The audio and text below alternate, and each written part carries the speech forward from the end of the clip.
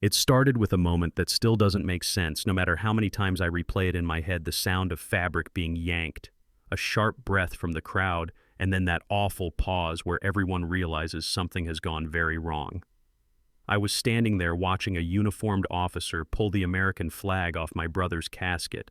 Yeah, that happened.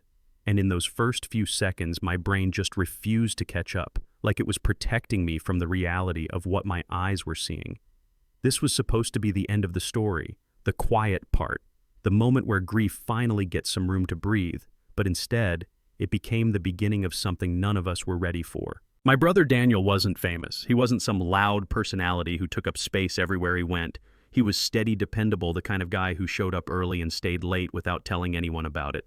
He grew up in Ridgway, South Carolina, a town that smiles a lot and says all the right things, but if you've lived there long enough, you know there are lines you're not supposed to cross, and people who get watched a little more closely than others.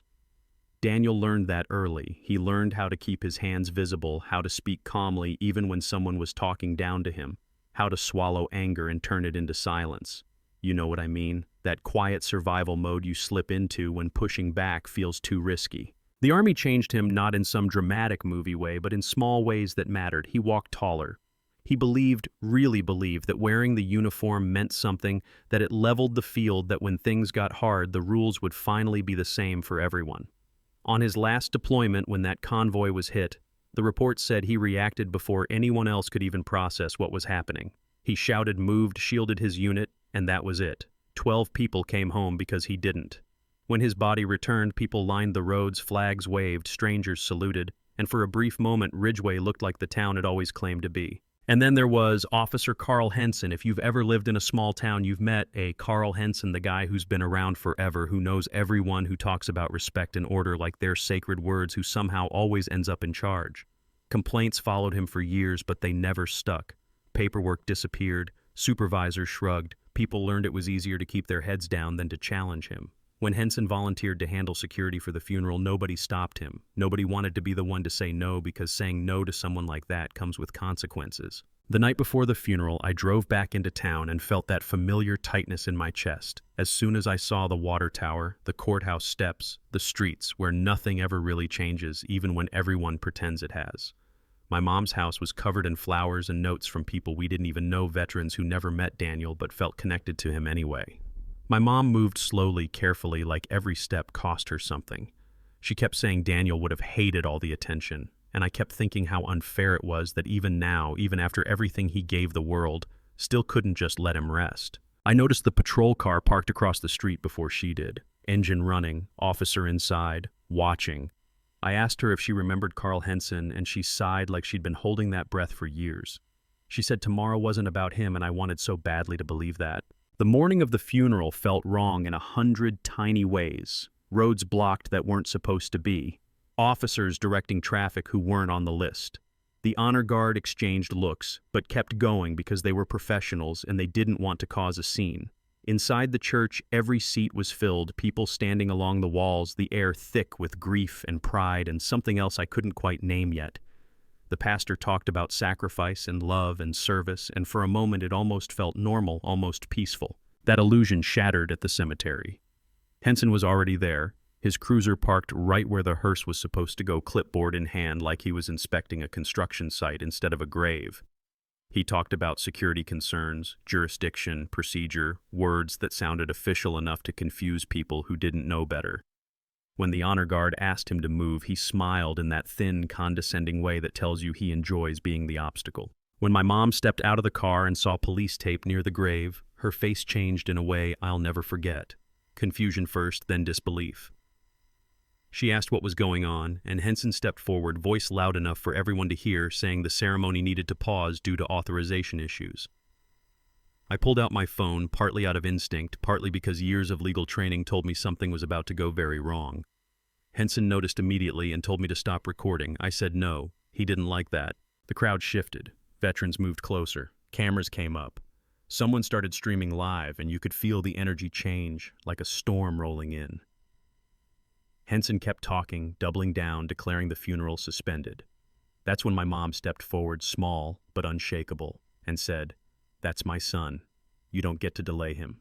Henson talked to her, like she was a problem to manage, not a mother burying her child, and something in his tone lit a fuse. Then he reached for the flag. I swear time slowed down. A young honor guard member reacted on instinct, blocking him, and for a few seconds there was a struggle that felt unreal, like watching something from a distance even though I was right there. It didn't last long, but it didn't need to.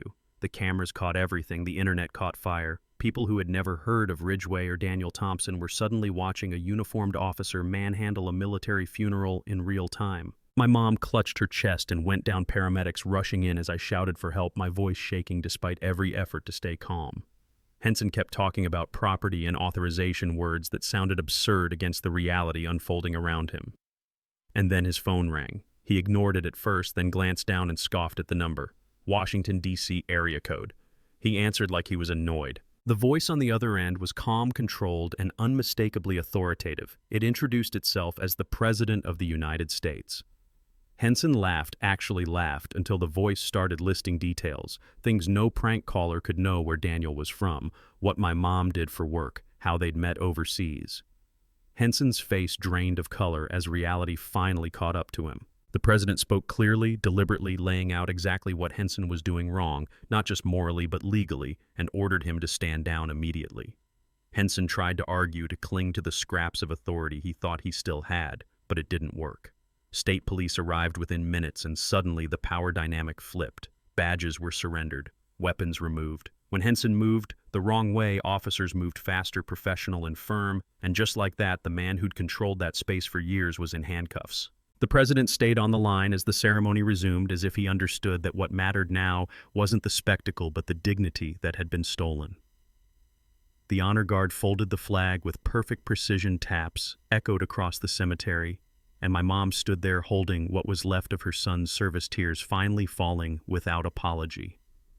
It was beautiful and heartbreaking, and nothing like it should have been, all at the same time. In the weeks that followed, everything came out.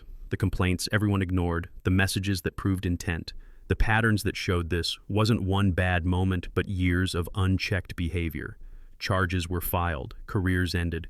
Ridgway was forced to look at itself in a way it never had before.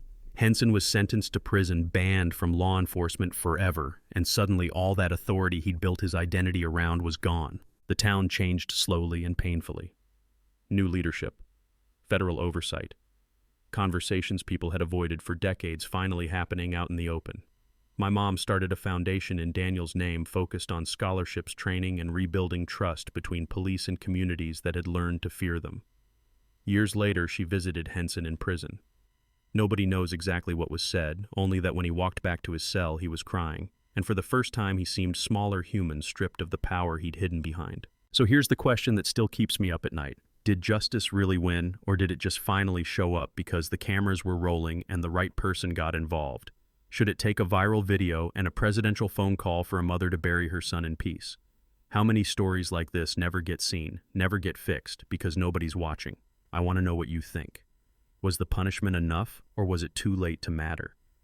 Have you ever seen someone abuse authority and get away with it, or stand up and finally face consequences? Share your thoughts, your stories, your disagreements. Because these conversations don't end when the video does. If this moved, you share it not for clicks, but because silence is how these things survive and remember. Dignity isn't something you earn by behaving a certain way. It's something every human being deserves, especially in their final moments.